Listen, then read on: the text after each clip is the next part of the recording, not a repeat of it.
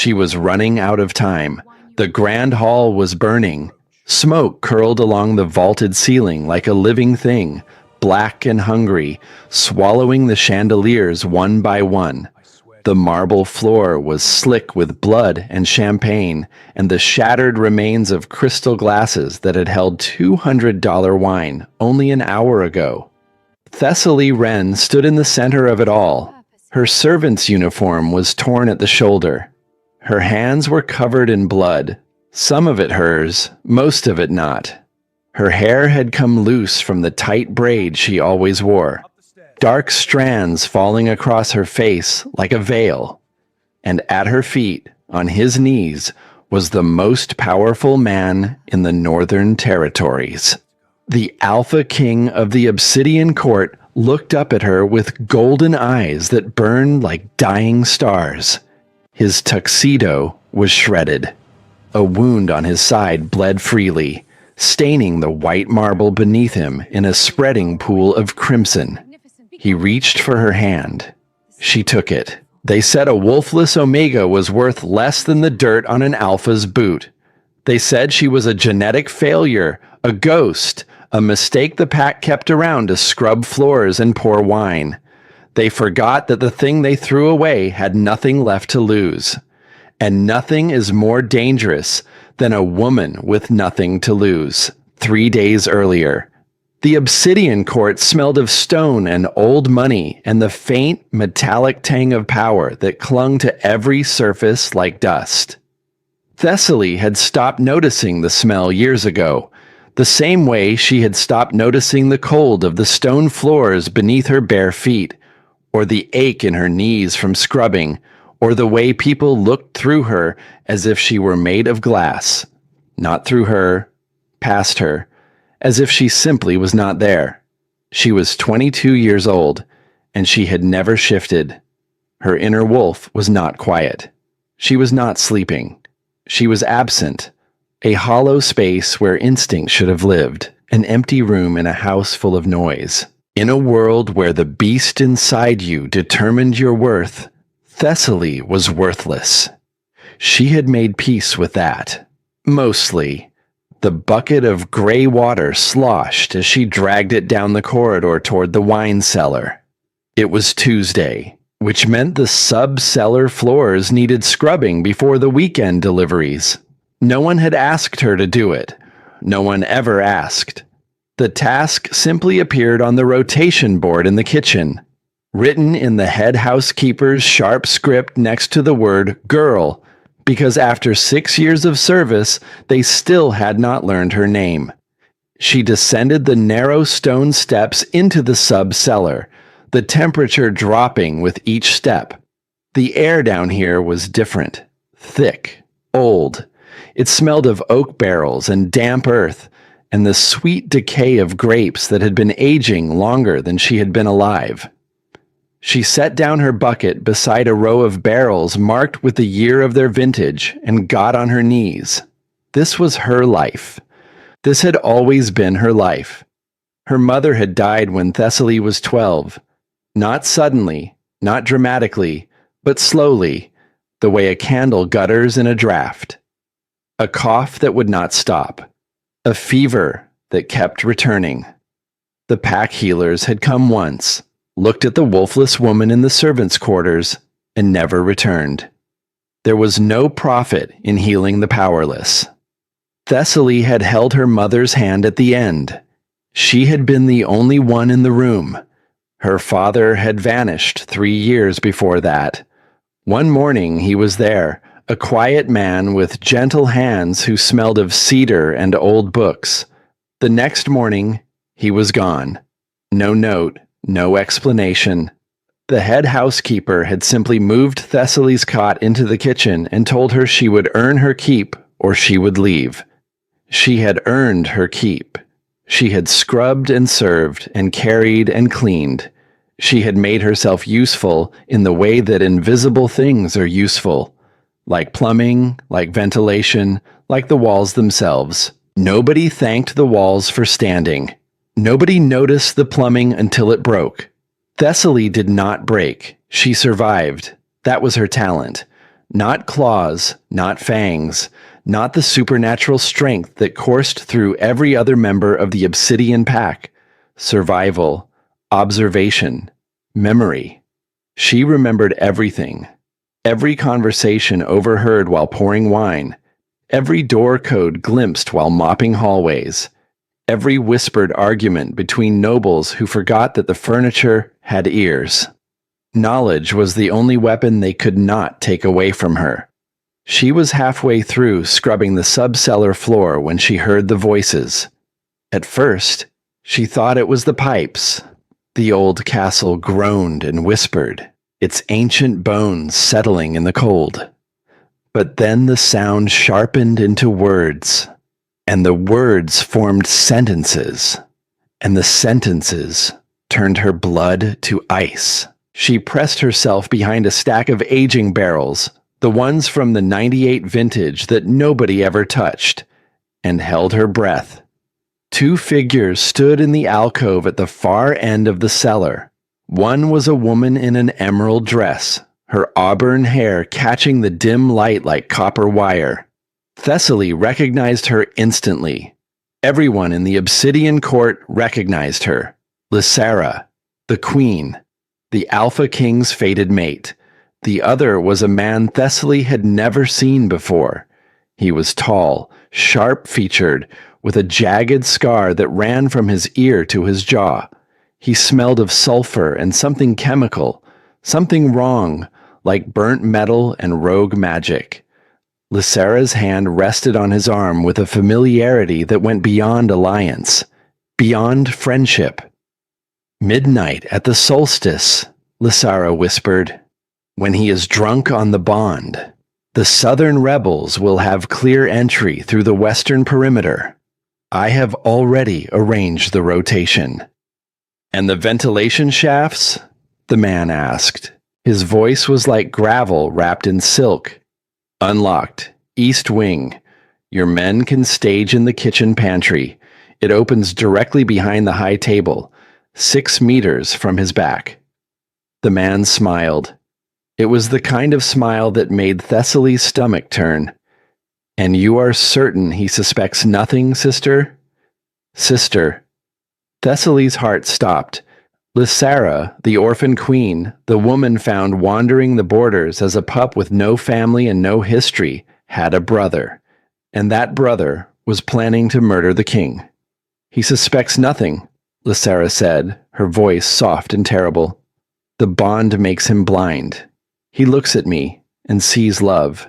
He does not see the knife. Then in 3 days, the obsidian throne is ours." "Ours," Lysara repeated, and the word hung in the cellar air like poison. Thessaly did not move for 20 minutes after they left. She stayed behind the barrels, her hand pressed over her mouth, her body trembling so violently that her teeth clicked together. She had a choice. She could forget what she heard. She could go back to her bucket and her gray water and her invisible life. She could scrub floors and pour wine and pretend that the world above her station was not her concern. Or she could do something impossibly stupid.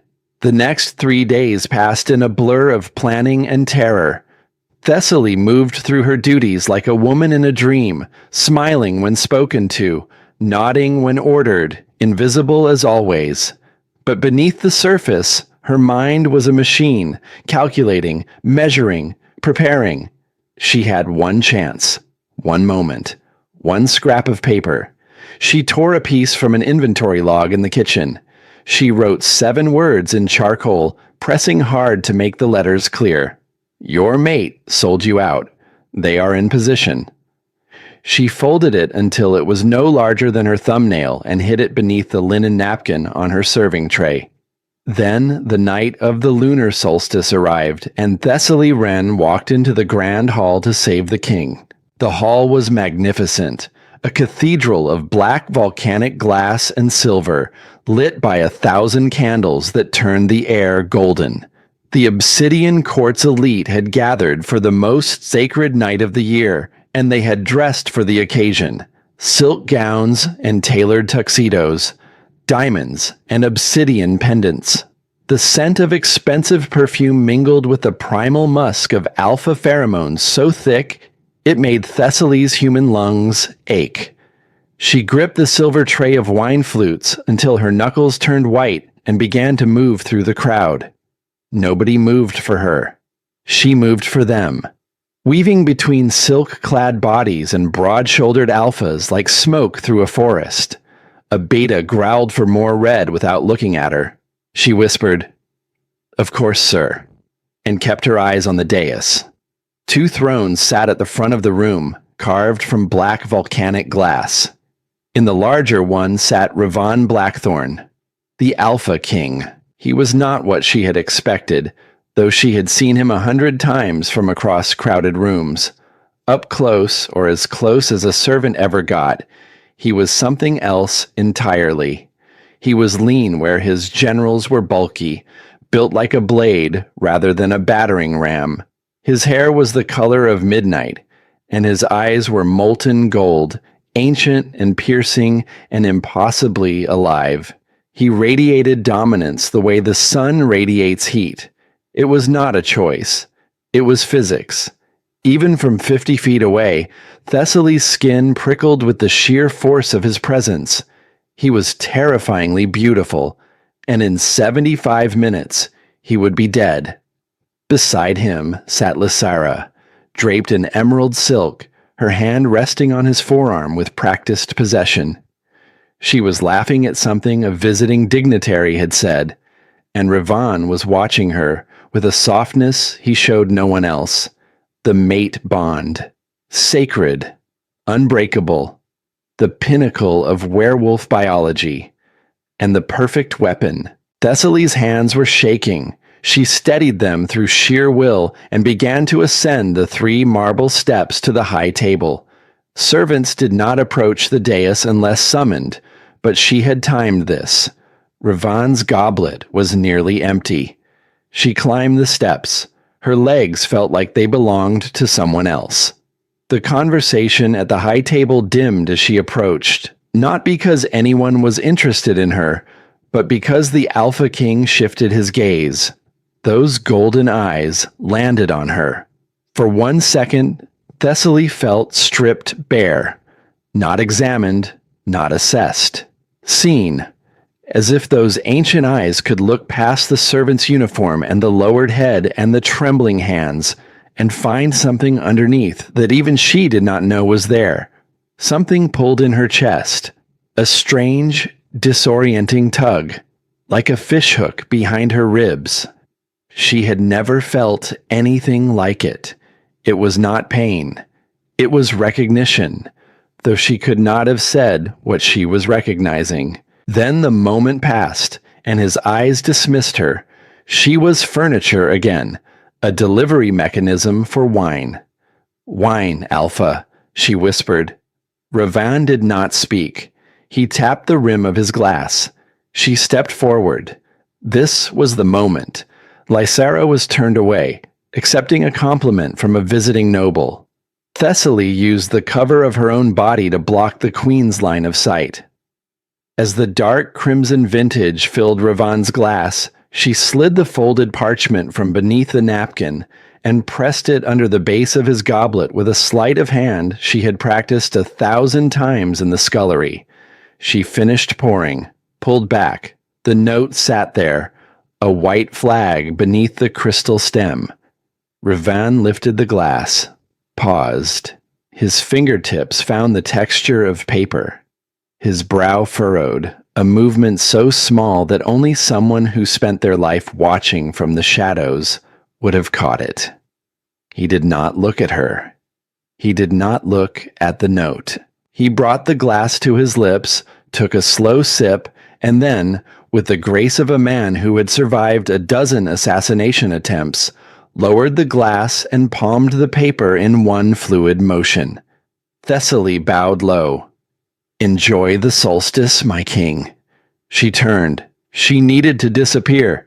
She needed to fade back into the gray mass of the servant class and become nothing again. But as she reached the bottom step, it hit her. A wave of focused, freezing rage slammed into her back like a wall of Arctic wind. It was not physical, but the sheer psychic weight of an alpha's fury made her knees buckle. The pheromones in the air shifted from celebratory to lethal in the space of a heartbeat. She risked a glance back. Ravon was no longer looking at Lysara. He was looking at the note cupped in his hand, and his golden eyes had turned to burning amber, the color of a wolf on the edge of shifting. Then his head snapped up. He was not looking at his generals. He was not looking at the exits. He was looking directly at her.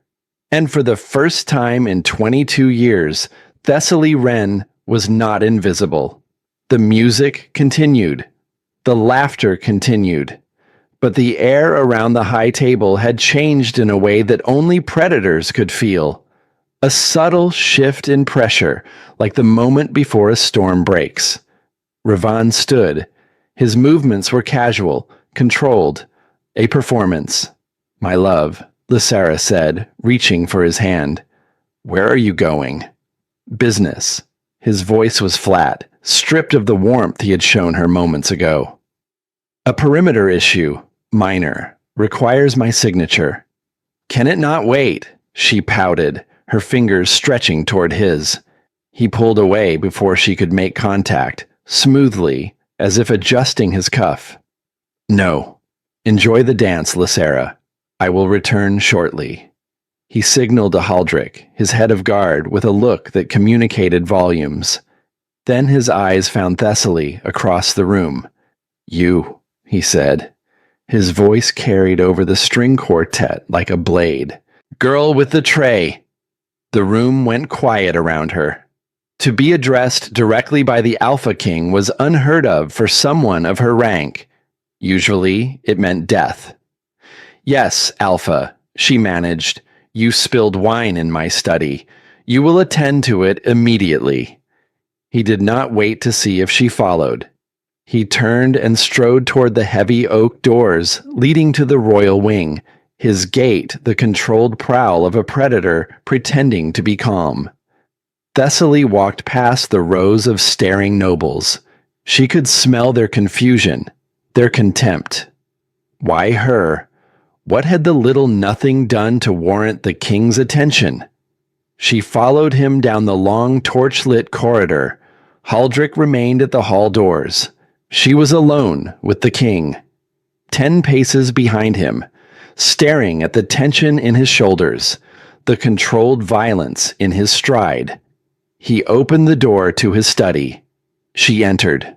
The door slammed shut behind her, magnetic locks engaging with a sound like a coffin closing. Before she could draw breath, Ravon moved. He was across the room in a blur of shadow and fury. One moment he was by his desk. The next, she was pinned against the mahogany door, his forearm braced against the wood beside her neck. He did not touch her, but the heat radiating off his body was a physical thing, a wall of fire and pine-scented rage. He held the crumpled note inches from her face. "Who sent you?" The words were barely human, a low vibration that she felt in her chest cavity. "Which faction? The Southern Rebels? The Iron Claw?" The silver tray clattered to the floor. "No one sent me," she gasped. "No one." Liar. He leaned closer, nostrils flaring as he scented her. "You are a wolfless scullery maid. You exist to clean chamber pots. And yet you hand me a note accusing my queen, my fated mate, of high treason." A pause. Something shifted in his expression. "You smell of fear and dish soap. You do not smell like a spy." "Because I am not one." "Then explain. Quickly. My patience has limits, and you have just crossed every one of them." Thessaly forced herself to meet his eyes. Those terrible, beautiful golden eyes that could see through walls and lies, and 22 years of invisibility. "I heard them," she said. "Lysara and a man with a scar, here." She traced a line from her ear to her jaw. "He smelled of sulfur. She called him brother." Ravan went still. Not calm still. The stillness of a predator that has just scented blood. Corvus, he whispered, and the name fell from his lips like a curse. The rogue general. I killed him myself 2 years ago. He is not dead, Thessaly said, and her voice found a fraction of strength she did not know she possessed. He was in the subcellar yesterday, behind the reserve barrels of the 98 vintage. I was scrubbing the floor. And Lysara. His voice cracked on the name, a hairline fracture in the armor. You claim my mate was with him. She called him brother. She told him midnight. She told him your guards would be rotated out, and the ventilation shafts in the east wing would be unlocked. The color drained from Ravan Blackthorn's face. The silence that followed was the loudest thing Thessaly had ever heard. He turned away from her, walked to the window, pressed his palms flat against the glass, and stared out at the moonlit courtyard. She watched his reflection and saw something she never expected to see on the face of the most feared man alive. Devastation. If Corvus was Lysara's brother, then everything about the queen was a fabrication. The orphan story, the wandering pup, the destined mate who appeared at just the right moment. All of it, a lie built on a lie, constructed to place a weapon in the king's own bed. If you are lying, Ravan said, and his voice had dropped to a register so low it barely qualified as sound. I will not kill you quickly.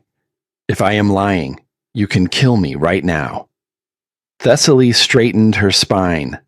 But if I am right and you do nothing, you die at midnight, and the pack dies with you. He turned, searched her face, looked for the micro-expressions of deceit with eyes that had survived 12 assassination attempts and outlived every enemy who had underestimated him. The grandfather clock in the corner ticked, 10:45, 75 minutes. What is your name? He asked. Thessaly, sire. Thessaly Wren. He moved to his desk, pulled a sleek black handgun from a drawer and tucked it into the back of his waistband. Then he grabbed a tablet and tapped rapidly. His face hardened as he read. The cameras in the subcellar were disabled yesterday for maintenance, he said, authorized by the Queen's seal. He looked up. The devastation was still there, but beneath it, something colder and older was waking up. The Alpha, the King, the Survivor. Well, Thessaly Wren, it seems you are telling the truth. He crossed the room and stopped in front of her. Slowly, deliberately, he reached out and straightened the collar of her servant's uniform where it had crumpled against the door. His fingers brushed the skin of her neck. The contact lasted less than a second. It felt like lightning. Thessaly's breath caught. That strange pulling sensation returned, the fishhook behind her ribs, tugging her toward him. And something in Ravan's expression flickered, a confusion that had no place on the face of a king. He pulled his hand back as if burned. You are no longer a servant, he said, his voice rougher than before.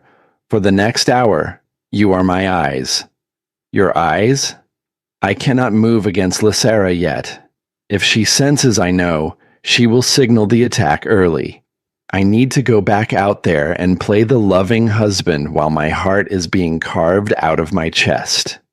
He gripped her shoulders, and the strength in his hands was immense, but controlled, careful. You are Wolfless. They ignore you. Go back out there. Pour champagne. Listen. Find out where the breach point is. The note said they are in position. I need to know where. I cannot go back, she stammered. She will not see you, Ravan said, and his voice was fierce with something that might have been desperation. Because to her, you are nothing. He paused. His golden eyes searched her face. But to me, he said quietly, You are the only person in this castle I know is not trying to kill me." He opened the door. The sound of the party flooded back in, the music, the laughter, the beautiful, glittering lies. "Go," he commanded. "Bring me a location. Do this, and you will never scrub a floor again." He held her gaze for one more second, then softer, almost to himself, "Fail, and we all burn." Thessaly Wren walked back into the grand hall of the Obsidian Court. The music swelled around her. The candles flickered. 200 of the most powerful werewolves in the Northern Territories danced and drank and laughed, unaware that the ground beneath their feet was about to open. 75 minutes until midnight. 75 minutes until the woman on the throne murdered the man beside her. And the only thing standing between the king and the grave was a wolfless Omega with a serving tray and a memory that forgot nothing. She adjusted the napkin on her tray, straightened her spine, stepped into the crowd. The dragon was awake, and she was walking straight into its mouth. The champagne was warm in the flutes. Thessaly had been circulating for 7 minutes, and already her arms ached from the weight of the silver tray. But the ache was distant, muffled, buried beneath the roar of adrenaline that turned every nerve in her body into a live wire. She moved through the crowd the way she had always moved, head down, shoulders soft, eyes on the floor, but never truly on the floor. She watched feet. She watched hands. She watched the way mouths moved when people thought no one was listening. 68 minutes until midnight. The grand hall was a symphony of sensory overload. The string quartet played something classical and forgettable. The alpha pheromones in the air were so thick they left a metallic taste on her tongue. Laughter erupted in sharp bursts from clusters of silk-gowned women and broad-shouldered men who smelled of territory and old blood. Thessaly poured champagne for a gamma female who did not look at her. She refilled a whiskey for a beta male who grunted in her direction. She was wallpaper. She was plumbing. She was the thing that carried the drinks. Perfect. She angled toward the lower tables where the Gamma Guards sat. These were the foot soldiers, the men who patrolled the borders and manned the watchtowers. They were not politicians. They did not guard their words the way the nobles did. And tonight, they were drunk. She set a fresh round of bourbon on their table, lingering just long enough to adjust the napkins, just long enough to hear. "Perimeter check was a joke tonight," one muttered into his glass. He was thick-necked, ruddy-faced, 3 drinks past discretion. "Western sector is wide open. Captain's orders." "Said the sensors were glitching." Another shrugged, loosening his collar. "Solar flares or something. Convenient timing, if you ask me." Western sector, wide open. That confirmed the external breach point. Corvus's rebel forces would enter through the western perimeter where the guards had been pulled and the sensors disabled. But Thessaly already knew that from the cellar conversation. What she needed was the internal positioning. Where were the assassins staged inside the castle? She picked up the empty glasses and drifted away from the gamma table, angling toward the orchestra pit. The music created a pocket of noise that masked conversations, which made it a natural gathering point for anyone who wanted to speak without being overheard. And there, standing in the shadow behind a velvet curtain at the edge of the pit, was Jasara, Lysara's personal handmaiden, a beta female with sharp cheekbones and sharper eyes. She was pressed against the wall, one hand cupped over her mouth, speaking into a tiny encrypted earpiece that glinted silver against her dark hair. Thessaly pretended to collect empty glasses from the nearest table. She moved slowly, deliberately, one glass at a time, inching closer with each movement until she was close enough to hear the whisper beneath the violins. "Target remains oblivious," Jasara murmured. "The bond is clouding his judgment as predicted. He has been drinking. He keeps touching her arm. Yes, Team Alpha is staged in the north ventilation shaft. They will descend on my signal." A pause. She listened to whoever was on the other end. "Team Beta is in the kitchen pantry. 12 men. They have a direct line through the service corridor. It opens behind the high table, approximately 6 meters from the king's back. When I give the word, they breach simultaneously, north and south, pincer movement. He will not have time to shift." The kitchen pantry. Thessaly's blood turned to ice water. The pantry was not just close to the high table. It shared a wall. She had scrubbed that wall 1,000 times. She knew the exact distance, the exact angle, the exact number of steps between the pantry door and the spot where Ravon Blackthorn was sitting right now, with his back to his own execution. 6 meters, 12 men. Silver bullets. 61 minutes. She needed to get this information to Ravon, but she could not approach the high table again without arousing suspicion. 1 visit from a servant was routine. 2 was noticeable, and Lysara was watching the room now with those cold emerald eyes, scanning for anything out of place. Thessaly turned to leave. She would find another way.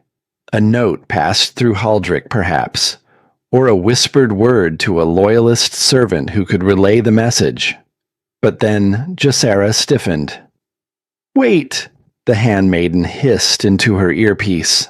Her eyes had locked onto the dais, and something in her posture changed from calm operator to alert predator. Something is wrong. He's looking at her differently. Thessaly followed Jasara's gaze to the high table. Her stomach dropped. Ravon had slipped. He was no longer smiling at Lysara. He was studying her. His golden eyes traced the line of her jaw, the curve of her hand on his forearm, the angle of her body as she leaned toward a visiting dignitary.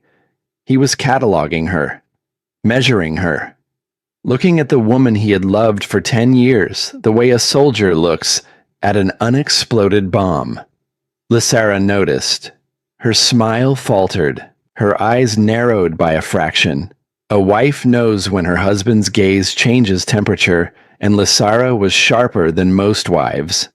"The king suspects," Jasara whispered urgently. "I repeat, the king suspects. His body language has shifted. He is no longer relaxed. Abort stealth protocol. Initiate Order 66 immediately. I repeat, initiate now. Order 66. Attack now, not at midnight. Now." The timeline had just collapsed from 61 minutes to 0. There was no time to find Haldrick, no time to pass a note, no time to be clever or careful or invisible. Thessaly dropped the tray. The crash of crystal shattering on marble was like a gunshot. It cut through the music, through the laughter, through the gentle hum of 200 conversations. The string quartet screeched to a halt. Every head in the grand hall turned toward the sound, toward her. She did not look at the crowd. She did not look at the staring nobles or the sneering guards or the startled servants. She looked directly at Ravon Blackthorn. "The pantry!" she screamed, her voice tearing through her throat like broken glass. "Behind you! They are behind you!" For 1 frozen second, the world held its breath. Then Lysara moved. The queen's hand flew to her hair, pulling a ceramic hairpin from her elaborate updo. But it was not ceramic. It was sharpened obsidian, black as midnight, tapered to a point that could pierce flesh as easily as silk. She spun on Ravon, driving the blade toward his throat in a single fluid motion that spoke of training, of practice, of a woman who had rehearsed this murder 1,000 times in the privacy of her own imagination. Ravon caught her wrist. The impact of their collision sent a shockwave through the room that rattled the chandeliers. Glasses exploded on tables. The nearest nobles stumbled backward as the psychic force of two bonded alphas turning against each other ripped through the pheromone-saturated air like a sonic boom. "You should have run, sister lover," Ravon snarled, his voice distorting into a partial growl as his canines lengthened. His golden eyes blazed with a fury that was biblical, elemental, the wrath of a god betrayed by the only angel he had ever trusted. Lysara bared her teeth. "And you should have died in your sleep." The wall behind the high table exploded. Plaster and stone and centuries of architectural history rained down as 12 men in tactical gear burst through the concealed pantry entrance. They wore the crest of the rogue army, a silver skull pierced by a broken sword, and they carried assault rifles loaded with something worse than lead. Silver bullets, hollow point, designed to fragment inside werewolf flesh and poison the bloodstream from the inside out. "Protect the king!" Haldrick's voice thundered from the entrance of the hall. The head of the guard shifted mid-stride, his human form erupting into a massive gray wolf that cleared the banquet tables in a single bound. The grand hall became a war zone. Nobles screamed, tables overturned. Gamma guards shifted and lunged, their wolves crashing into the rogue soldiers in explosions of fur and Kevlar and blood. Gunfire ripped through the air in sharp staccato bursts, each report accompanied by the tinkling of shattered chandeliers raining down like deadly confetti. Thessaly scrambled backward on her hands and knees, glass sliced into her palms, blood mixed with champagne on the cold marble. She was defenseless, a human in a room full of monsters, a woman made of paper in a hurricane of teeth and silver. A rogue soldier saw her, the girl who screamed the warning, the girl who ruined everything. He raised his rifle. The barrel found her chest. His finger curled around the trigger. "This is it," she thought. "I died for him, for a king who did not know my name until tonight." She squeezed her eyes shut. The shot came. A spray of hot liquid hit her face, but no pain followed. She opened her eyes. The rogue soldier was on the ground, a hole in the center of his forehead, his rifle clattering to the marble beside him. And standing over Thessaly, gun smoking in his right hand, was Ravon Blackthorn. He had thrown Lysara across the dais. He had leaped from the high table. He had abandoned the most defensible position in the room to land in front of a wolfless servant girl, placing his body between her and the bullet. He was not looking at the soldiers. He was not assessing the tactical situation or coordinating his guards or doing any of the things an Alpha King was supposed to do in a combat scenario. He was looking at her. His body was a wall of coiled muscle and controlled fury, every line of him oriented toward a single purpose, protecting her. "Get up, Thessaly," he commanded, firing 2 more shots over her shoulder without turning his head. Both found their marks. "Stay behind me." She grabbed the back of his torn tuxedo jacket and hauled herself to her feet. Her legs were shaking. Her hands were bleeding.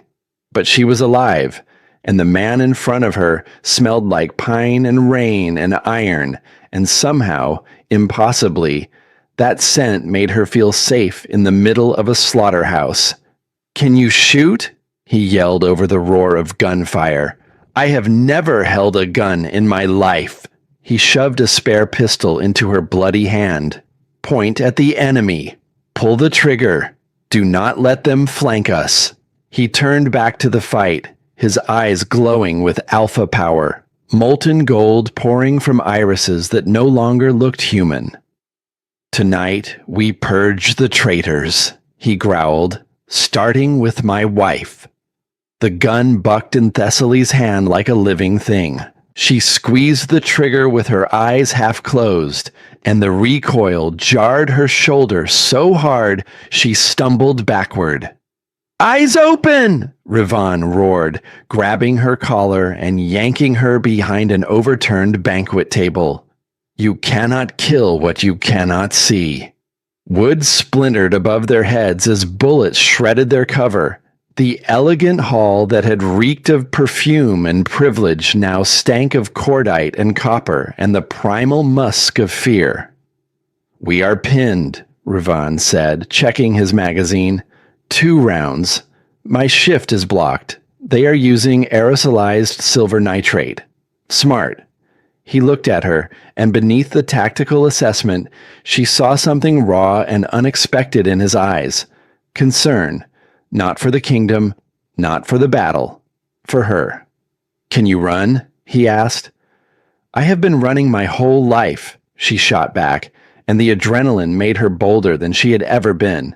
Something flickered across his face. Not quite a smile. An acknowledgement. "Good. The main doors are blocked. Kitchen entrance compromised. We need another way out." Thessaly looked around the ruined hall. The double doors swarmed with rogues. The windows were 30 feet up. The kitchen corridor was currently being torn apart by a shifting werewolf the size of a small car. But beyond the carnage, on the far wall, she saw it. A tapestry, faded blue and gold, depicting some ancient battle that nobody alive remembered. And behind that tapestry was a door that nobody alive remembered either. Nobody except the girl who had scrubbed every inch of this castle. "The laundry chute," she said. Rivan stared at her. "The what?" "Behind that tapestry, there is a servant's passage. It connects to the laundry chute. It drops us into the sub-level. The tunnels. I can get us out." He did not hesitate. "Lead." "Cover fire," Rivan bellowed to a group of loyalist gammas who had barricaded themselves behind the orchestra pit. They unleashed a desperate volley, the sound deafening, buying 3 seconds of suppressive chaos. They sprinted. Thessaly's shoes were gone, lost somewhere in the blood and broken glass. Her stocking feet slipped on the slick marble. She heard Lysara scream from across the room, a sound that was not human, but something twisted and primal, the shriek of a mate bond being weaponized. "Get him! Do not let him leave the room!"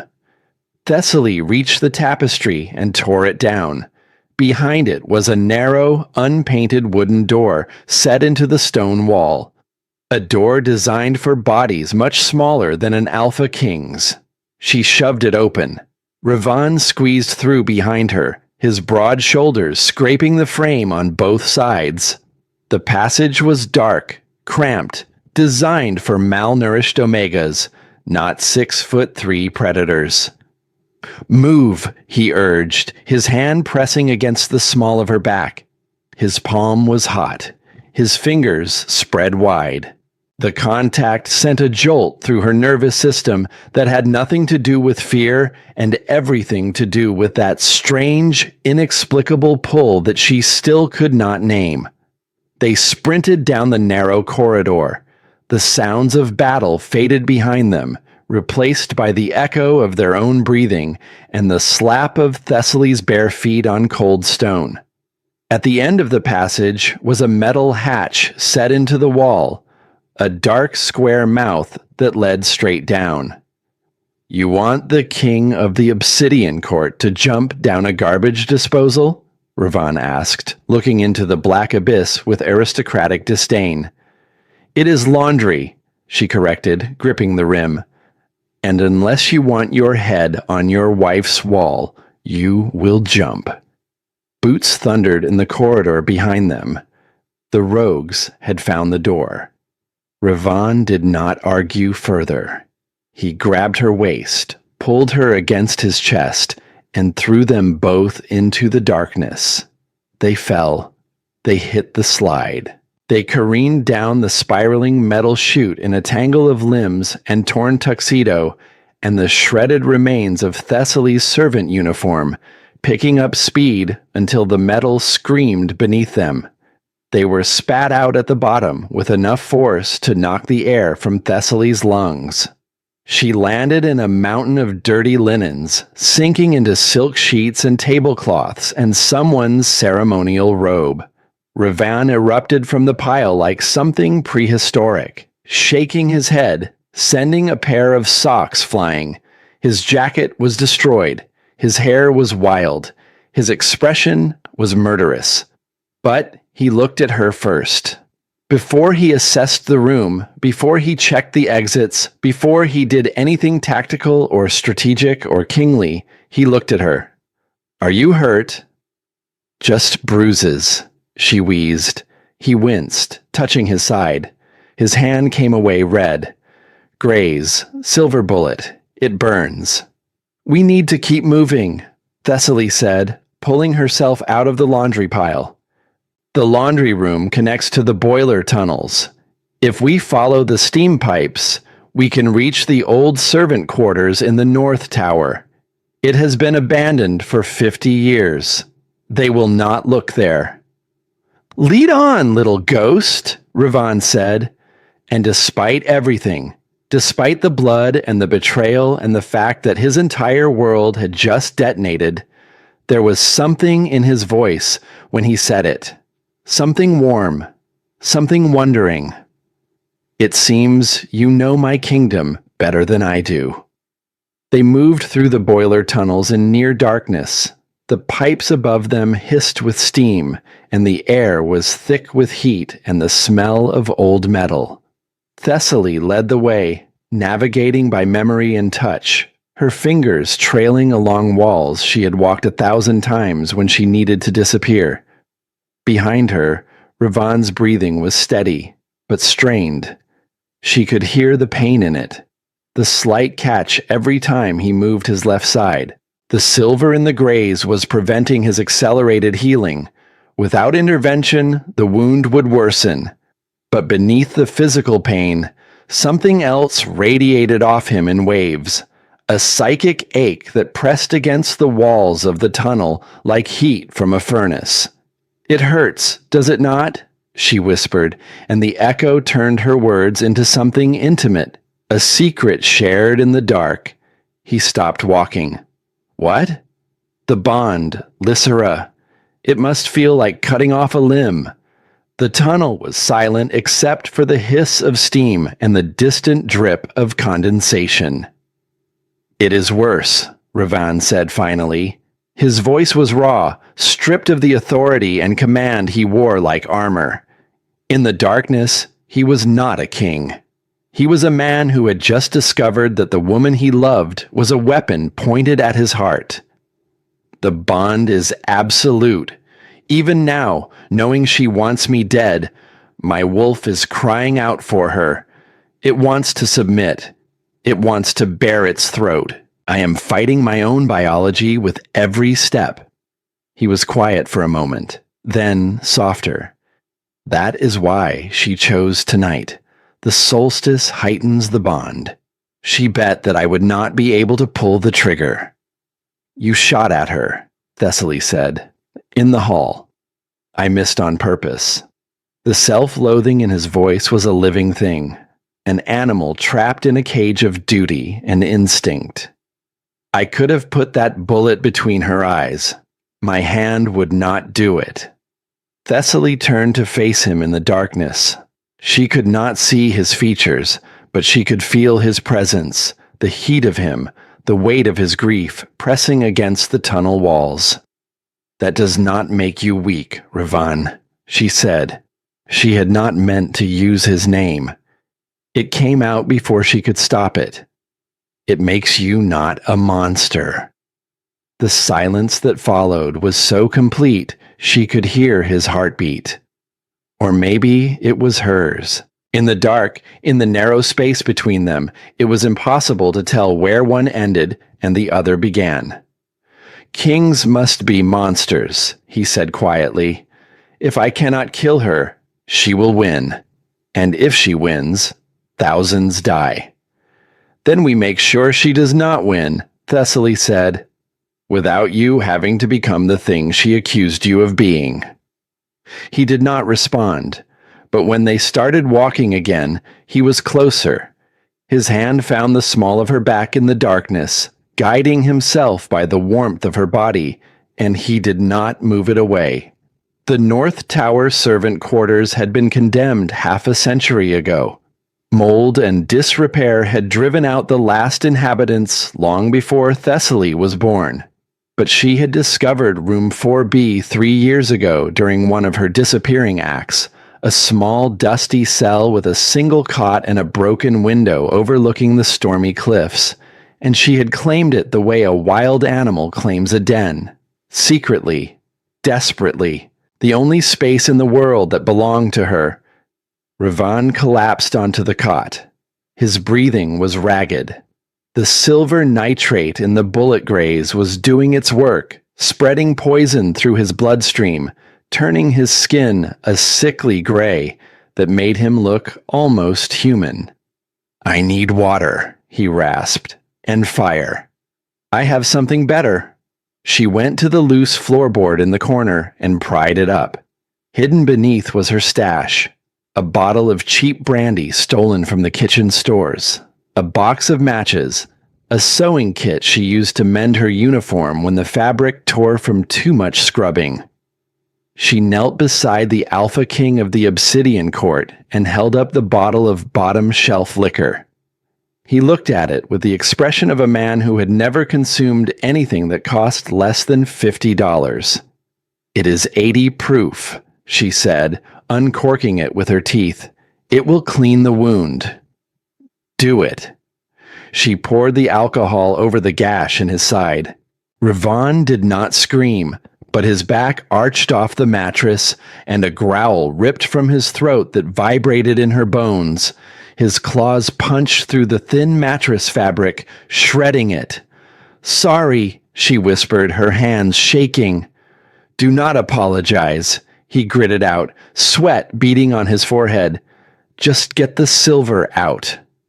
She threaded the needle from her sewing kit. She had no tweezers, no surgical tools, nothing but her fingers and the steady hands of a woman who had been mending things her entire life. She probed the wound. It was intimate, terrifying work. Her fingers inside the torn flesh of an alpha, feeling for the fragment of silver that was slowly killing him. His blood was hot against her skin, and his scent enveloped her completely now. Pine, petrichor, iron, and beneath all of it, something deeper, something that smelled like winter forests and lonely nights, and a grief so old it had become architecture. Her chest ached, not from effort, from him. "Why?" he asked suddenly, his eyes squeezed shut, his jaw clenched against the pain. "Why what? Why save me?" He opened his eyes, and in the dim light of the broken room, those golden irises held no authority, no dominance, no kingly command. Just a question, naked and raw. "I know how the pack treats the Wolfless. I know you are paid scraps. I know they do not even remember your name. You could have let Lysara kill me. She might have rewarded you." "Lysara would not have rewarded me," Thessaly said, her fingers finding the silver shard buried in the meat of his oblique muscle. "She would have killed everyone who witnessed her coup." She pulled the fragment free in one clean motion. He shuddered, a full-body tremor that made the cot creak. "Besides," she said, dropping the bloody metal onto the floor. She began to stitch the wound, her movements practiced and precise. The motions of a woman who had been repairing things since she was old enough to hold a needle. Chaos is bad for the bottom of the food chain. When alphas fight, omegas die. You are a hard king, Ravan. Ruthless, but you keep the borders secure. You keep the rogues out. Under you, I am ignored. Under Corvus and Lysara, I would be prey. He watched her stitch his flesh. His expression was unreadable, but something in the set of his mouth had changed. Something had shifted behind those golden eyes. Pragmatism, he murmured. I expected a plea for mercy, a declaration of loyalty, but you calculate survival like a general. I have to, she said, tying off the suture and biting the thread. I do not have claws. I have to be smarter than the things that want to eat me. He sat up slowly, testing the stitches. The color was already returning to his face as his accelerated healing kicked in, no longer blocked by the silver. He reached out and took her chin in his hand. His thumb traced the line of her jaw. The touch was gentle, impossibly gentle for hands that had broken bones and ended lives and carried the weight of a kingdom. His skin against hers was electricity and warmth, and something that bypassed every rational thought in her head and spoke directly to something ancient and unnamed at the base of her spine. That pull again. That hook behind her ribs. Stronger now. Almost painful. You are not nothing, Thessaly Wren, he said, his voice low and rough, as if the words were being dragged out of him against his will. Tonight you are the most valuable wolf in the pack. He paused, and something that might have been wonder crossed his face. And you do not even have one. His thumb stopped at the corner of her mouth. He was close. Closer than a king should ever be to a servant. Closer than a bonded man should ever be to someone who was not his mate. She could see the individual flecks of amber in his irises, the shadow of stubble along his jaw, the faint scar above his left eyebrow that no one talked about. His gaze dropped to her lips. The air between them changed, thickened, became something tangible, something she could almost taste. He smelled different this close. The pine and rain were still there, but beneath them was something new. Something that reminded her of warm blankets and safe rooms and a feeling she had not experienced since she was 9 years old. Home. He smelled like home. Ravon leaned closer. An inch. His breath touched her mouth. An explosion rattled the windows. They jerked apart. The moment shattered like the champagne glasses on the ballroom floor. Ravon dropped his hand as if her skin had burned him. Thessaly pressed her back against the wall, her heart hammering, her cheeks flushing with heat that had nothing to do with embarrassment and everything to do with loss. The loss of something that had almost happened. Something that she suddenly, desperately wanted. Distant sirens wailed outside. Lysera has locked down the castle, Ravon said, moving to the window. His voice was controlled again. Kingly, but she noticed that his hand, the one that had touched her face, was trembling. She will be broadcasting her narrative, claiming I went mad, claiming I attacked her. She has the media. She has the element of surprise. She has the castle defenses. Thessaly pulled her knees to her chest. Her mind was racing, but not about Lysara, about the scent of pine and rain, about a thumb on her jaw, about the word home appearing in her head from nowhere, as if someone had whispered it directly into her bloodstream. Focus, she told herself. Survive first. Feel later. She does not have the codes, Thessaly said quietly. Ravon turned from the window. What? The master security override. Every Tuesday I clean the war room. The general writes the daily codes on a sticky note under his desk because he can never remember them. She met Ravon's eyes. I memorize them. He stared at her. The silence stretched. You memorized the nuclear codes of the Obsidian Court. I was bored, she said, and I thought, knowledge is the only weapon they cannot take away from me. Ravon Blackthorn laughed. It was not the laugh of a king. It was dark, jagged, broken. The laugh of a man standing in the ruins of everything he believed and finding one improbable, impossible thing worth holding on to. Thessaly Wren, he said, and her name in his mouth sounded different than it had ever sounded before. It sounded like it mattered. If we survive this night, I am going to make you my right hand. I would settle for a raise, she muttered. He laughed again, softer this time, almost warm. Then the laughter faded and the Alpha King became the general. We need to get to a terminal. If you can input those override codes, we can lock Lysera out of the defense grid. We can turn the castle's automated systems against her rogues. We can open communications and call for reinforcements from the eastern garrisons. There is a terminal in the library, Thessaly said, but it is across the courtyard, open ground.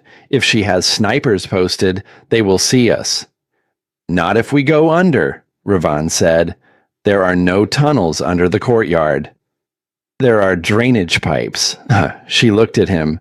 He looked at her. You want the Alpha King to crawl through sewage. You showed me the way of the rat, Thessaly. Now we play dirty. She almost smiled. Almost. 40 minutes until midnight. 40 minutes until the original deadline, though the timeline was irrelevant now. The attack had already begun. But there was a new clock ticking. The eastern garrisons. If they could reach a terminal and send the distress signal, reinforcements could arrive in 20 minutes. 20 minutes. They just had to stay alive for 20 minutes. Ravan pulled on his torn jacket and moved toward the door. He paused, looking back at her with those golden eyes that saw everything. Everything. Everything. Thessaly. Yes? When this is over, he said, and his voice was careful, as if he were handling something fragile and precious and terrifying. I am going to find out why my wolf goes quiet when you are near. I am going to find out who your father was and why he disappeared. I am going to find out what was done to you. She held his gaze. And if you do not like the answers, then I will deserve them. He opened the door. The cold air of the abandoned tower rushed in, carrying the distant sounds of chaos, gunfire, howling, the mechanical groan of the castle's defense systems coming online under new management, Lysera's management. Let us go steal back my kingdom, Ravan Blackthorn said, and Thessaly Wren, the Wolfless Omega, who knew every secret passage and security code, and forgotten corner of the Obsidian Court, the girl who had been invisible for 22 years, and was now the most important person in the castle, followed the king into the darkness. They had 20 minutes. It would either be enough, or it would be the last 20 minutes either of them ever lived. The drainage pipes were worse than the laundry chute. They smelled of stagnant water and rust and the slow decay of a castle that had been standing longer than any living wolf could remember. The pipes were not designed for human bodies, let alone an alpha who stood 6'3" with shoulders built to break down doors. Ravan crawled in front of her. His breathing was steady, rhythmic, controlled. A soldier's breathing.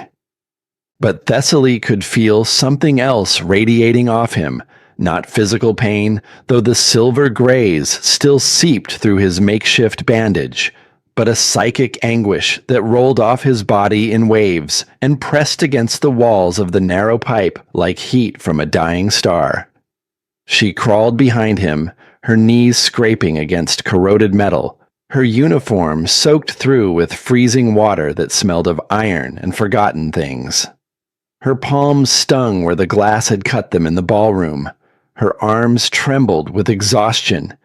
But she kept moving because stopping meant dying, and Thessaly Wren had not survived 22 years of nothing to die in a drain. You said Corvus was dead, she whispered, and the echo turned her voice into something ghostly. You said you killed him yourself. Ravan did not stop crawling. I did, 2 years ago. Northern border skirmish. I tore out his throat with my teeth and watched the light leave his eyes.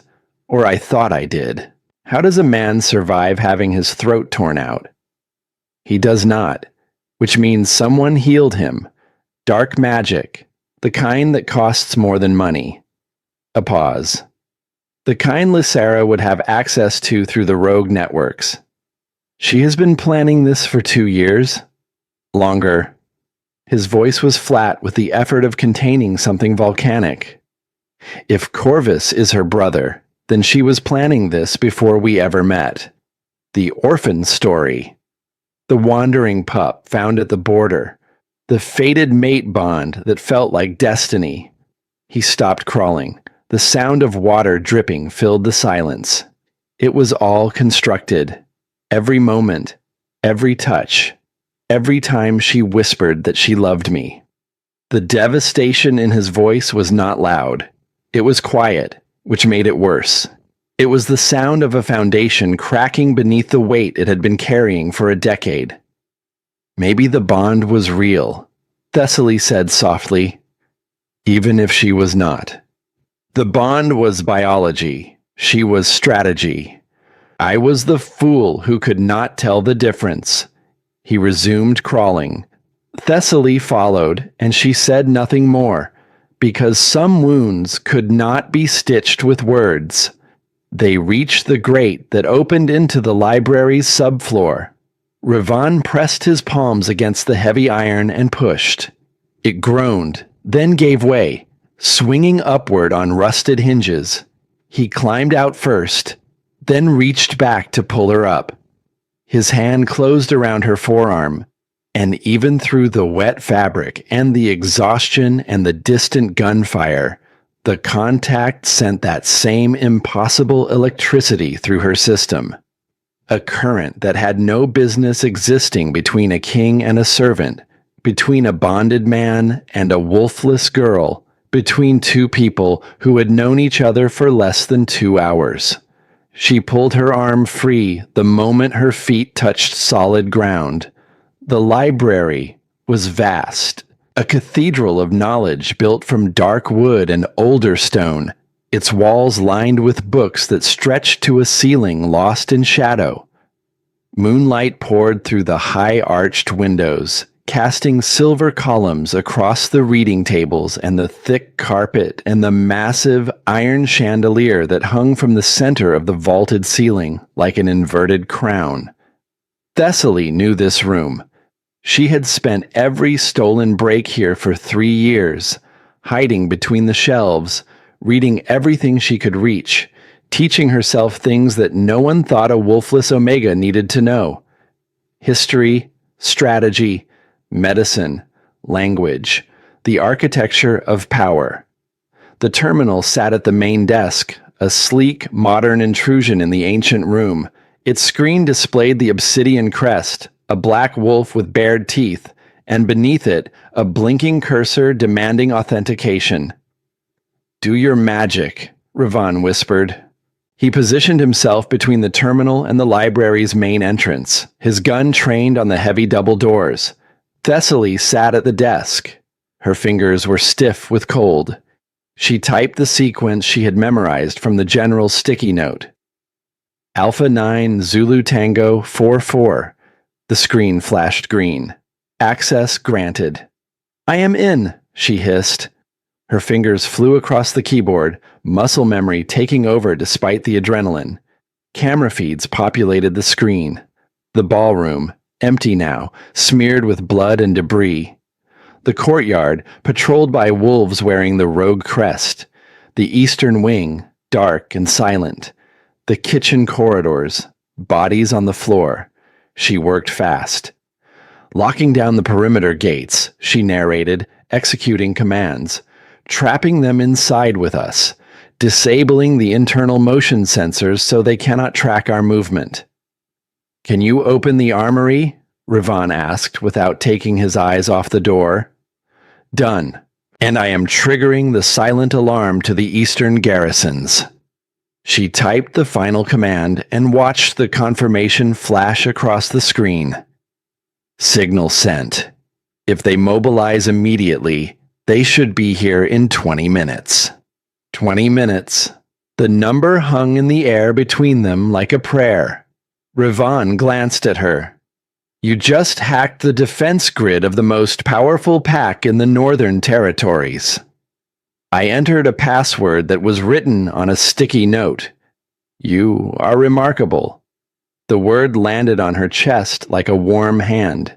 She opened her mouth to respond, but the sound that came next was not her voice.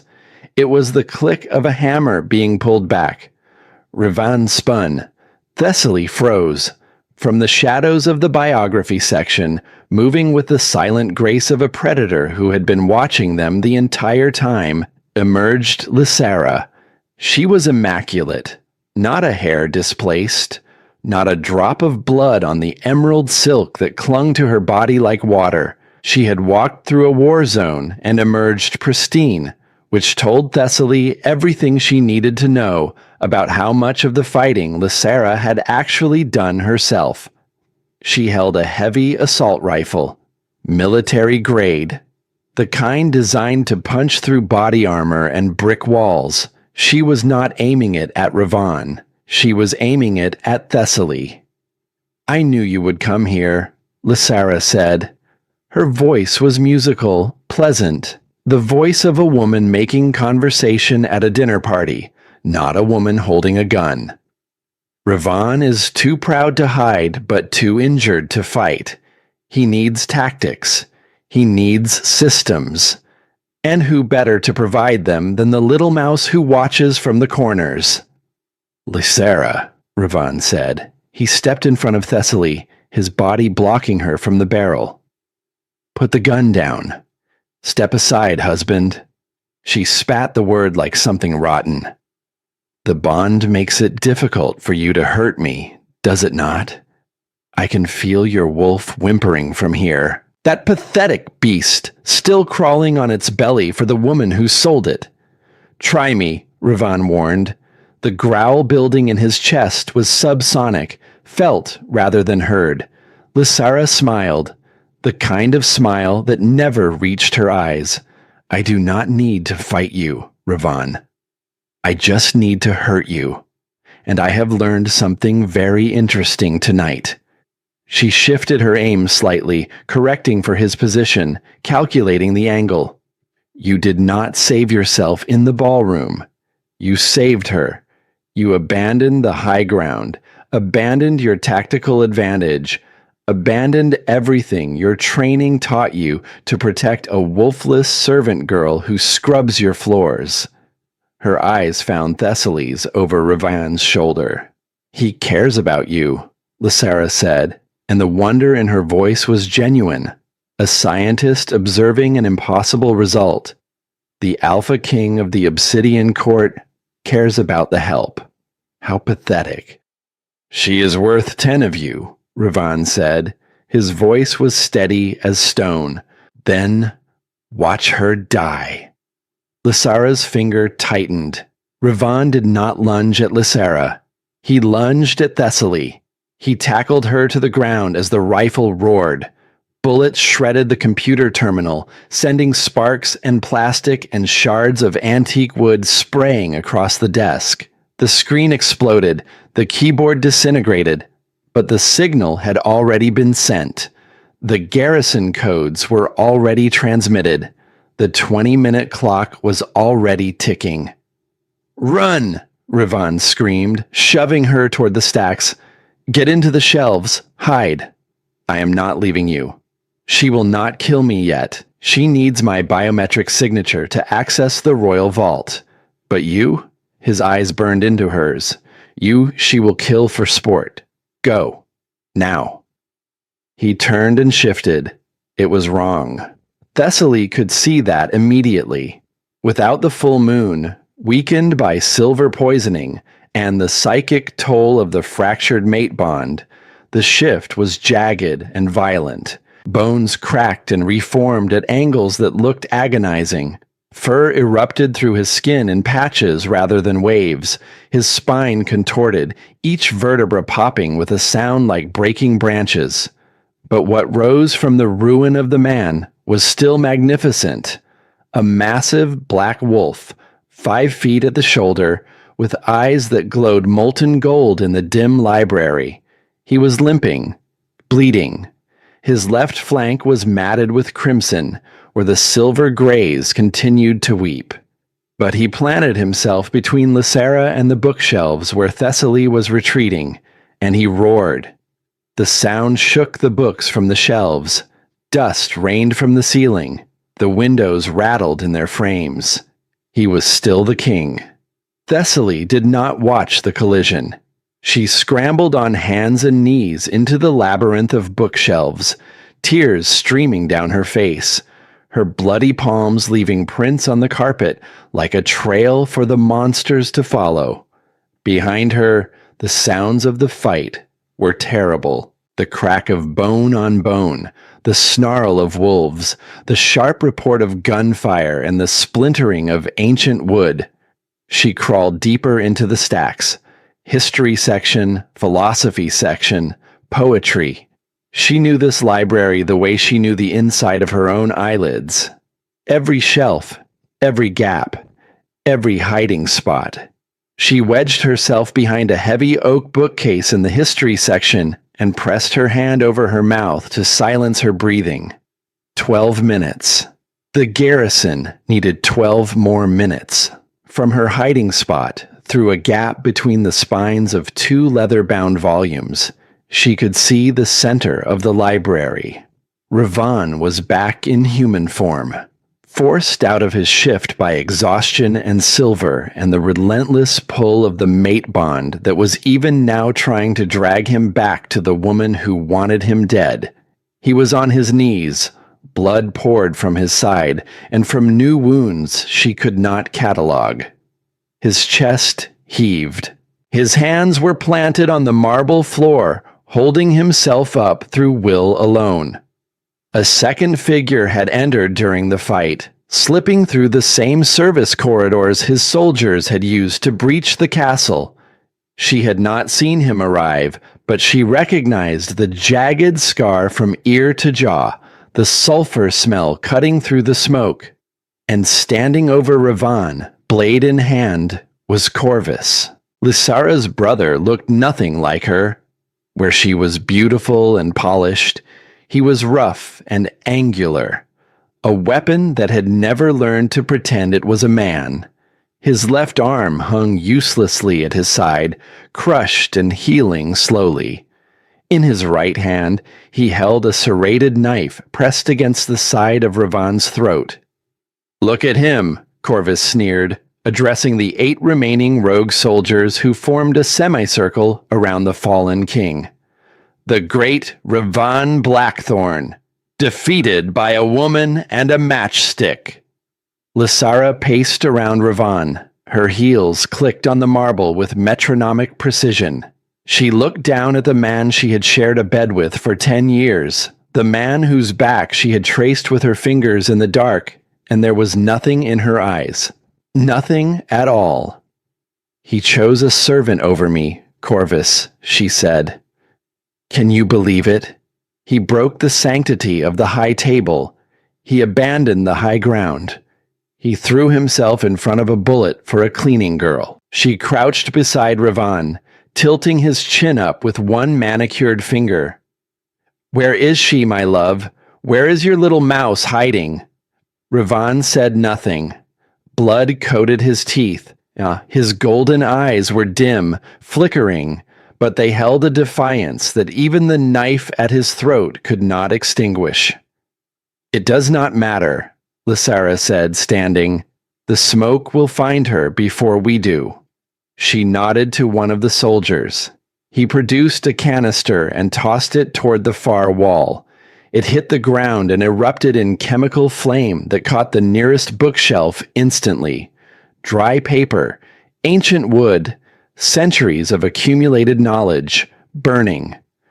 "Burn it down," Lysara commanded. "Flush the rat out." The smell of burning paper reached Thessaly within seconds. It smelled like lost memories, like the afternoon she had spent hiding between these shelves, the only hours in her life that had felt like freedom. She pressed deeper against the wall. Her eyes streamed from the smoke already curling along the ceiling. 8 minutes. She needed 8 more minutes. Through the gap in the books, she watched Ravon. He was looking up. Not at Lysara. Not at Corvus. He was looking toward the history section, toward the shadows where Thessaly was hiding. He could not see her. She was certain of that. But he knew. The way he had known in the subcellar. The way he had known in the corridor. He stared at the spot where she was hiding, and he shook his head. A microscopic movement, barely visible. Do not come out. Do not reveal yourself. Stay hidden. Survive. He was ready to die to keep her secret. That was when Thessaly saw it. The thing that broke her open. Ravon's eyes were red. Not from alpha power. Not from the shift or the silver or the firelight. From tears. The Alpha King of the Obsidian Court was crying. Silently, without sound, without movement. The way a man cries when he has practiced hiding it his entire life. Tears cut through the blood and grime on his face, and his lips moved, forming words that only someone who had spent her life reading mouths from across crowded rooms could have deciphered. He whispered, "I wish I had found you first." Thessaly's hand fell from her mouth. 5 words. 5 words that demolished every wall she had built in 22 years. 5 words that were not a king's command or a politician's calculation, but the raw, desperate confession of a man who had spent a decade loving a lie and had just discovered, in the worst moment of his life, what the truth felt like. He was not saying it for her to hear. He thought she could not hear him. He was saying it for himself, a eulogy for a future he would never have, whispered to the smoke and the fire and the silence. But she heard, and something inside Thessaly Wren that had been silent for 22 years began to scream. She could run. The ventilation shaft behind the biography section had a panel she could pry loose. It led to the rooftop. She could climb down the exterior wall, reach the tree line, disappear into the northern forest, and survive. She was good at surviving. It was the only thing she had ever been good at. But survival was not the same as living. And the man on his knees in the center of the burning library, the man who had touched her jaw like she was something precious, the man who smelled like pine and rain and home, had just whispered the most honest 5 words she had ever heard to an empty room, because he believed he was already dead. Thessaly Wren made her choice. She stayed. "Where is the girl?" Corvus demanded, pressing the blade harder against Ravon's throat. A thin line of blood appeared, bright red against pale skin. "Gone," Ravon said. His voice was hoarse, defeated. He was selling the lie with everything he had, buying her time with his own surrender. "She ran through the ventilation system. You will not find her." "Pity," Corvus said. "I wanted to make you watch." That was when Thessaly heard the footsteps behind her. She turned, pressing herself deeper into the shadow between the bookcase and the wall. A figure emerged from the smoke at the end of the aisle. For one horrible moment, she thought it was a rogue soldier. It was worse. It was Brigid. The old woman moved through the smoke with the sureness of someone who knew this library as well as Thessaly did. Her gray hair was loose around her face. Her apron was still dusted with flour from the kitchen. She looked like what she had always been to Thessaly. Safety, warmth, the closest thing to a mother she had known since her own mother's death. Brigid stopped at the end of the aisle and looked directly at Thessaly's hiding spot. "I know you are there, child," Brigid said. Her voice was steady, but her eyes were wet. "I have always known where you hide." Thessaly did not move, did not breathe. Come out, Bridget whispered. Please, before they burn you alive. Bridget. The name came out cracked. What are you doing here? The old woman closed her eyes. When she opened them, the tears were falling. What I have always been doing, child. Protecting you. The only way I know how. Bridget turned toward the center of the library and called out in a voice that carried over the crackle of flames. She is here. History section. Third aisle from the west wall. The world stopped. Thessaly stared at the woman who had held her when she cried, who had snuck her extra bread on cold nights, who had braided her hair when she was too young to do it herself, and watched her walk toward Corvus and take her place at his side. Bridget, she whispered, and the name tasted like ash. The old woman would not meet her eyes. Corvus smiled. He jerked his head at two soldiers, who moved toward the history section with their rifles raised. Bring her to me. Thessaly backed against the wall. There was nowhere to go. The fire was spreading from the east.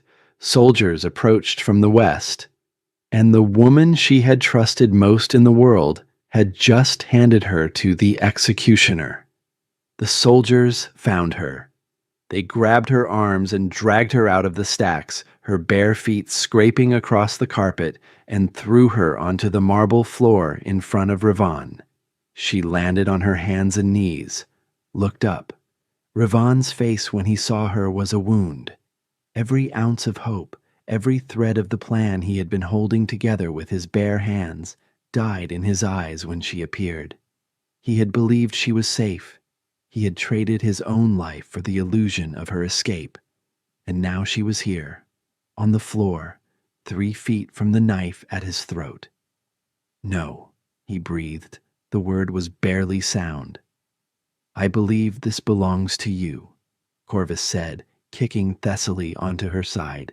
She gasped as his boot connected with her ribs. Your little hero. Lysera crouched beside Thessaly. She smelled of jasmine and something clinical, a perfume that was engineered rather than chosen. Up close, her beauty was architectural, perfect and empty and cold. You should have stayed invisible, girl, Lysera whispered. That was the one gift you had. Bridget, Thessaly said, looking past the queen to the old woman standing in the shadows. Why? Bridget's face collapsed. Because I sealed your wolf 20 years ago, she whispered. On her orders. She pointed at Lysera with a trembling hand. Lysera's people approached me when you were 2 years old. They knew what you were, what you could become. They told me if I did not bind your wolf, they would kill you in your crib. So I did it. I sealed her away, your wolf, so deep that even you did not know she existed. The words landed like physical blows. Your father found out, Bridget continued, tears streaming. He confronted them. They did not kill him. They exiled him, sent him beyond the borders with a blood oath that he could never return. And your mother. Bridget's voice broke. Your mother did not die of illness, child. She died of heartbreak. The seal on your wolf sent poison through the bond she shared with your father. When they separated, it killed her slowly. The library was burning. Books fell from shelves in cascades of spark and ash. The heat was becoming unbearable. And Thessaly lay on the cold marble floor, processing the fact that her entire life had been a prison designed by the woman standing over her. You knew, Thessaly said to Lysera. You knew what I was. I knew what you could have been, Lysera corrected. A threat. A complication. So I removed you from the equation before you were old enough to walk. She straightened and turned to Ravon. You see, I have been 10 steps ahead of everyone in this castle for 20 years. Not 2 years. Not 10 years. 20. 7 minutes. 7 minutes until the garrison arrived. Corvus pressed the blade deeper against Ravan's throat. "Any last words, brother-in-law?" Ravan looked at Thessaly on the floor, looked at the soldiers, looked at the fire consuming the library ceiling. Then he looked at Lysara. "The mate bond," he said. His voice was quiet, empty. "Use it. One last time. Give the order. Make your wolf command mine. Finish what you started." Lysara tilted her head. Then she smiled. She straightened to her full height and opened her mouth. What came out was not speech. It was the alpha voice, a concentrated blast of psychic authority that hit the room like a physical shockwave. The windows cracked. The flames bent sideways. Every wolf in the room staggered. "Pack. Submit. Kneel before your queen." The rogue soldiers dropped to one knee, compelled by instinct they could not override. Ravan fell forward onto his hands, a groan of agony tearing from his chest. The command to submit to an alpha queen was designed to override the nervous system, to bypass thought and will, and reduce a wolf to obedience. He fought it. Thessaly could see him fighting it. Every muscle in his body trembled with the effort of resistance. Veins stood out on his neck. His claws scored deep grooves into the marble floor. But the bond was too strong. The solstice had amplified it beyond his ability to resist. He was losing. Corvus laughed. "Biology always wins." Lysara walked toward them, a predator approaching prey that was already caught. Her heels clicked. Her silk dress whispered. She was the most beautiful thing Thessaly had ever seen, and the most terrible. "Kneel, girl," Lysara commanded, turning the alpha voice on Thessaly. The psychic blast hit her full force. She felt it impact her chest like a fist. And then it passed through her, like wind through an open window, like light through glass. The alpha voice, that devastating weapon of werewolf biology, crashed against the place where Thessaly's wolf should have been and found nothing to grip. No wolf to dominate. No instinct to override. No beast to command. Just empty space. Thessaly stood up. The room went silent. Even the fire seemed to pause. She looked at Lysara, looked at the shocked faces of the rogue soldiers, looked at Corvus, whose smirk had frozen on his face like a mask that no longer fit. "No," Thessaly said. Lysara's eyes widened. "What?" "I said no." Thessaly took a step forward. "I am Wolfless, Lysara. Your pheromones, your voice, your bond. None of it means anything to me. To everyone in this room, you are an alpha queen, a force of nature, an unstoppable power." She took another step. The fire crackled behind her. Ash fell around her like black snow. "To me, you are just a woman shouting." She stopped 3 feet from the queen. "You have no power here," Thessaly said, and her voice did not tremble. "You are not a queen.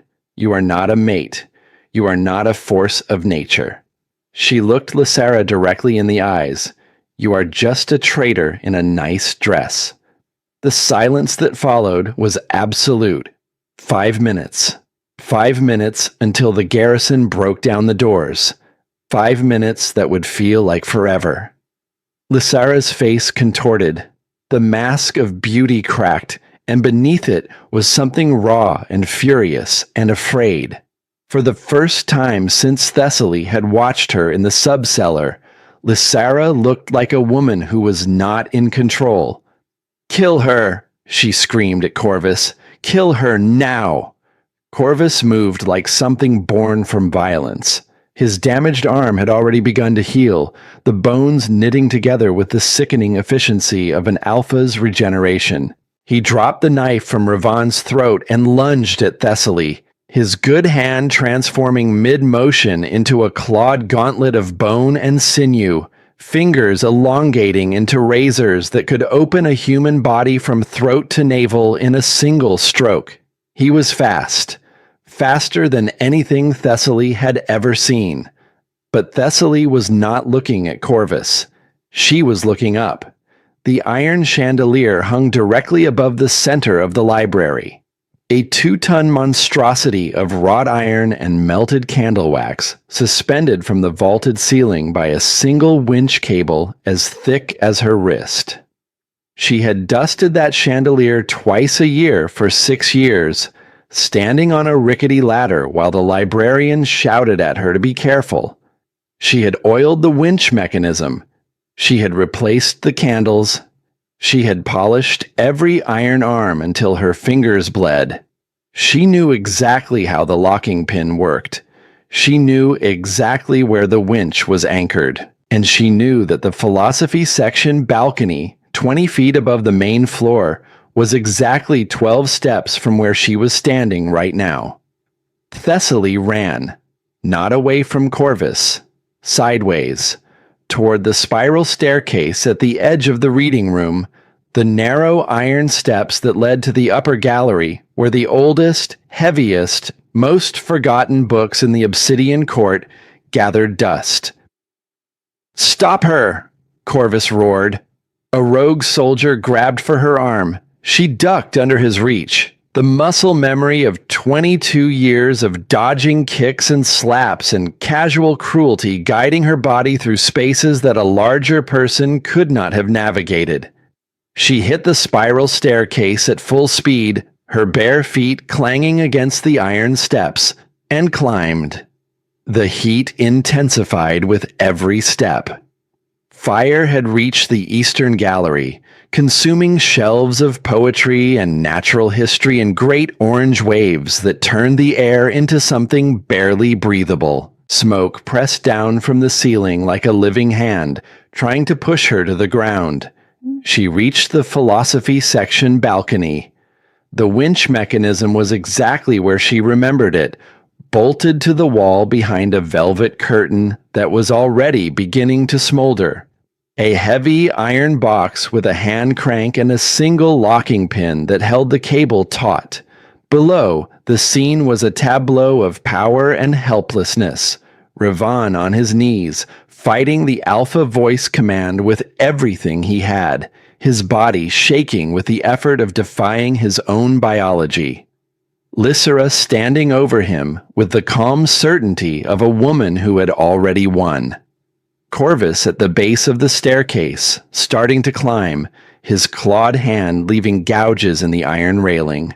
Thessaly grabbed the locking pin. It did not move. Rust. Years of it.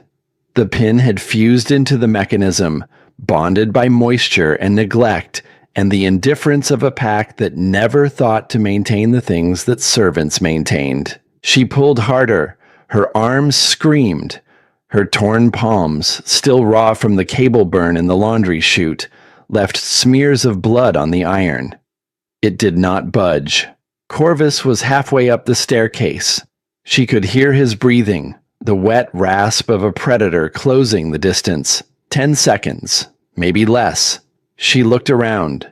The velvet curtain, the iron railing, the shelves of philosophy texts, leather-bound tomes the size of tombstones, books that no one had opened in decades. Her eyes landed on the largest one. A massive volume bound in cracked brown leather with faded gold lettering on its spine. The Rise and Fall of the Northern Clans. Thessaly would have laughed if she had the air for it. She grabbed the book with both hands. It was enormously heavy, 15 pounds at least, dense with the accumulated weight of a history no one bothered to read anymore. She raised it above her head and brought it down on the locking pin like a hammer striking an anvil. The impact jarred every bone in her arms. The sound rang out across the library, a deep metallic clang that cut through the roar of the fire. The pin held. Corvus reached the top of the staircase. His golden eyes, so different from Revan's, cold where Revan's were warm, empty where Revan's were full, locked onto her with the focused intensity of a predator that has cornered something small and soft and edible. "Nowhere left to run, little mouse," he said, flexing his clawed hand. Thessaly raised the book again. Her shoulders burned. Her vision swam from smoke inhalation and exhaustion, and the very real possibility that she was about to die 20 feet above the only man who had ever told her she was not nothing. She brought the book down a second time. Clang! The pin cracked. She hit it a third time, screaming with the effort, a sound that was not a word but a declaration. The wordless battle cry of a woman who had been silent for 22 years and had finally found something worth making noise for. The pin shattered. The winch screamed. The cable unspooled with a sound like a giant zipper being torn open. 2 tons of wrought iron released from the ceiling in an instant, and gravity, that most democratic of forces, the one power that did not care about pack hierarchy or alpha blood or mate bonds, did the rest. The chandelier fell. Corvus looked up. Too late. The impact shook the foundation of the castle. The chandelier hit the center of the main floor with the force of a demolition charge, crushing 3 rogue soldiers beneath it and sending shrapnel of twisted iron and molten candle wax in every direction. The marble floor cracked in a starburst pattern. Dust and debris billowed upward in a choking cloud that momentarily blinded everyone in the room. Lysera screamed, not from injury, from shock, the scream of a woman who had calculated every variable and forgotten to look up. Thessaly did not hesitate. The winch cable still dangled from the ceiling, swaying in the heat currents from the fire. She grabbed it with both hands, wrapped her legs around it, and slid. The cable was slick with grease and hot from the friction of the unspooling. It burned through the skin of her already ruined palms. She gritted her teeth and held on, descending in a controlled fall that was part slide, part prayer, the desperate improvisation of a woman who had never done anything remotely athletic in her life and was operating on pure adrenaline and the stubborn refusal to die. She hit the wreckage of the chandelier and tumbled off, rolling across broken iron and shattered marble, until she came to rest on her back, staring up at the burning ceiling through a haze of smoke and tears and ringing ears. Everything hurt. Her hands were raw meat. Her ribs ached from Corvus's boot. Her lungs were full of smoke, and her eyes were full of ash, and she was fairly certain that at least 2 of her fingers were broken. She turned her head. Ravan was 3 feet away. The impact of the chandelier had broken the psychic hold of the alpha voice, the shockwave disrupting the pheromone concentration enough for his wolf to shake free of the command. He was on his hands and knees, dazed, bleeding, but moving. His eyes found hers. "You were supposed to run," he said. His voice was wrecked, barely a whisper. "I told you," she panted, reaching for his arm and pulling herself up. "I am bad at following orders." She hauled him to his feet. He swayed, his weight heavy against her, and she braced herself beneath his shoulder, taking as much of him as her body could hold. He was warm, even through the blood and the grime, and his scent cut through the smoke and the cordite and the burning paper, that familiar warmth she had learned to recognize in the dark, the one that made the chaos feel survivable. 4 minutes. Corvus emerged from the dust cloud. His right arm was shattered now, bent at an angle that would have been fatal for a human. But he was an alpha, and alphas healed, and the rage on his face was the kind of rage that transcended pain. He was already pulling himself upright, his bones resetting with audible cracks, his golden eyes locked on Thessaly with a hatred so concentrated it was almost admirable. "Kill them!" he roared at the surviving rogues. "Kill them both!" 3 soldiers materialized from the smoke. They raised their rifles. Ravan pushed Thessaly behind him. She felt his body coil, felt the shift trying to come. felt his wolf howling beneath the surface of his skin, fighting through silver poisoning and exhaustion and the broken remnants of a mate bond that was still trying to drag him back to the woman who had built her entire life around his destruction. The shift did not come. He was too depleted, too damaged. The silver had taken too much. He was just a man, bleeding, shaking, standing between her and 3 rifles with nothing but his body and his refusal to let her die. "Rivan," she whispered against his back. She could feel his heartbeat through his ruined shirt, fast and irregular and stubbornly persistent. "The bond. You said you cannot fight her, that your wolf freezes when she attacks." "Yes," he ground out, his eyes on the approaching soldiers. "Then do not fight her." She pressed her forehead against his spine. The contact was electric and warm, and it made her eyes sting for reasons that had nothing to do with smoke.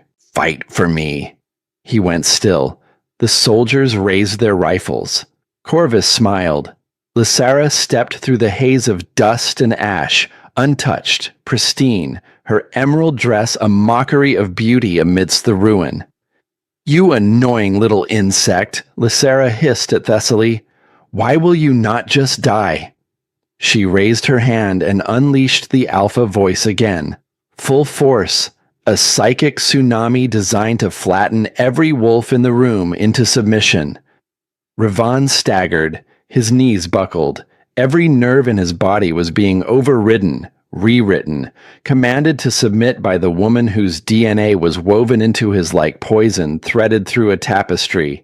His wolf was screaming, "Submit. Bare your throat. Crawl to her. She is your mate. She is your queen. She is your everything."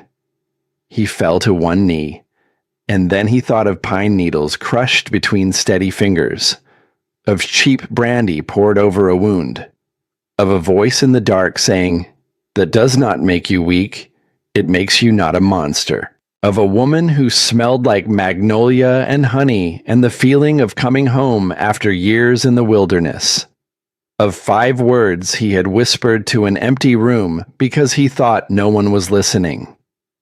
"I wish I had found you first, but someone had been listening, and she had chosen to stay." Rivan Blackthorn stood up. It was not graceful. It was not cinematic. It was the ugly, grinding, muscle-tearing effort of a man forcing his body to move against the crushing weight of biology and destiny in 10 years of manufactured love. He rose the way mountains rise, slowly, agonizingly, against every force that conspires to keep them flat. He caught Corvus's wrist in mid-lunge. The rogue general had charged while the alpha voice was still reverberating, expecting the king to be paralyzed, expecting biology to do what soldiers could not. He had not expected Thessaly Wren. "She said," Rivan snarled through teeth that were lengthening, through a jaw that was reshaping, through a voice that was no longer entirely human, "You have no power." He headbutted Corvus. The sound of the rogue general's skull fracturing echoed through the library like a thunderclap. Corvus crumpled. His body hit the marble and did not rise. The 3 soldiers froze. Without Corvus's command, without the structure of the assault plan, they were just men with guns in a burning building, facing an alpha king who had just broken through the most powerful psychic command in werewolf biology. They lowered their weapons, slowly, one by one. The rifles clattered to the floor. 2 minutes. Lysara stood alone. The fire had reached the western wall now. The library was fully engulfed, a cathedral of knowledge turning to ash around them. Embers drifted through the air like orange snow. The heat was a physical pressure, pressing in from all sides, tightening the world to the small circle of clear air where 2 people stood and 1 woman knelt. Because Lysara was on her knees, not from the alpha voice, not from any command, from the look on Ravan's face.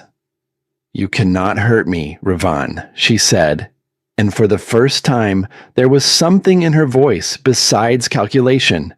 Fear, real fear, the fear of a woman who had worn a mask for 20 years and was watching it melt in the heat. "I am your mate. The moon decided it. The bond is sacred. You cannot break what the moon has made." Ravan looked at her.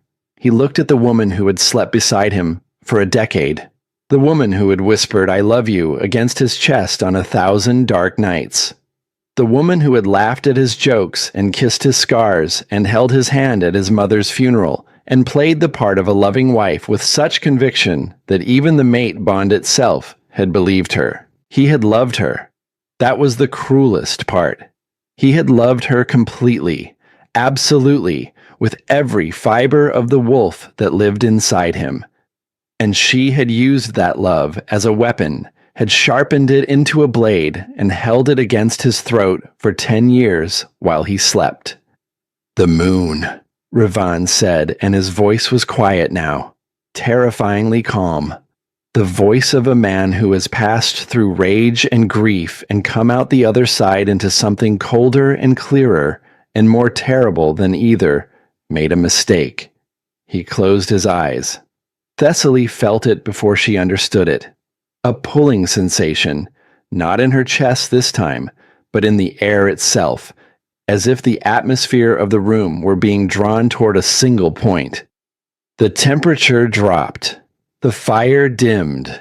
Every wolf in the room, conscious or unconscious, shuddered. Ravan reached into the center of himself and found the bond, that golden thread that connected his soul to Lysara's, the thread that biology had woven and destiny had sanctified, and 10 years of false love had corrupted beyond recognition. He pulled, not physically, not with his hands, with something deeper than muscle, older than language. He pulled with the part of himself that was wolf, the ancient animal spirit that lived beneath the human veneer, and he said to it, in a voice that only the deepest part of his consciousness could hear, "Let go." The bond resisted. It was designed to be permanent. Wolves mated for life. The bond was biology and destiny and the will of the moon herself, and it did not want to break. He pulled harder. The pain was beyond description. It was not located in his body. It was located in the space between his body and his soul, in the membrane that separated who he was from what he was, and it tore through that membrane like a blade through silk. The bond snapped. A shock wave rippled outward from the point of severance. It passed through the room like a silent explosion, extinguishing candles, cracking windows, sending books tumbling from their shelves. Every wolf in the building felt it. A fundamental law of their biology had just been broken. Lysara screamed. She clutched her chest and collapsed forward, blood trickling from her nose, her eyes wide with a shock so profound it looked almost like innocence. The bond had been anchoring her as much as it had been anchoring him, and its severance sent the same devastating pain through her body. "You rejected the bond," she gasped, looking up at him with eyes that were, for the first time, truly naked. "You cannot. The pain will kill you." Ravan swayed. The cost of what he had done was written on his face in lines of agony that aged him 10 years in 10 seconds. Blood ran from his nose, his ears, the corners of his eyes. His body was rejecting itself, rewiring itself, adapting to the sudden absence of something that had been part of its operating system for a decade. He looked at Lysara, the last look he would ever give her with the eyes of a mate. "I would rather die free," he said, "than live as your puppet." 1 minute, the library doors exploded inward, floodlights, the roar of military engines, the thunder of boots on stone. "Obsidian garrison, everyone down, on the ground now." Dozens of loyalist soldiers poured through the shattered doors, tactical gear gleaming in the firelight. Assault rifles sweeping the room. Medic teams followed, their white crosses stark against the smoke. Haldrick was at the front, back in human form, bleeding from a dozen wounds, but alive and roaring commands with the authority of a man who had served his king for 15 years. The remaining rogues were tackled, pinned, restrained. Medics rushed toward the injured. Firefighting teams attacked the burning walls with chemical suppressant. Ravan did not look at any of them. He turned to Thessaly. She was standing exactly where he had left her, 3 feet behind him, barefoot, bloody. Her servant's uniform torn beyond recognition, her hair wild with ash and ember, her hands raw, the skin of her palms hanging in strips from the cable burn. She was the most beautiful thing he had ever seen. He reached out his hand. She took it. His fingers closed around hers, and the contact was different now. Without the mate bond clouding his senses, without the constant psychic noise of his wolf crying out for Lysera, Ravan felt Thessaly's touch with a clarity that stunned him. She was warm. She was real. She was here. And his wolf, that ancient beast that had been howling in anguish for hours, did something it had never done before.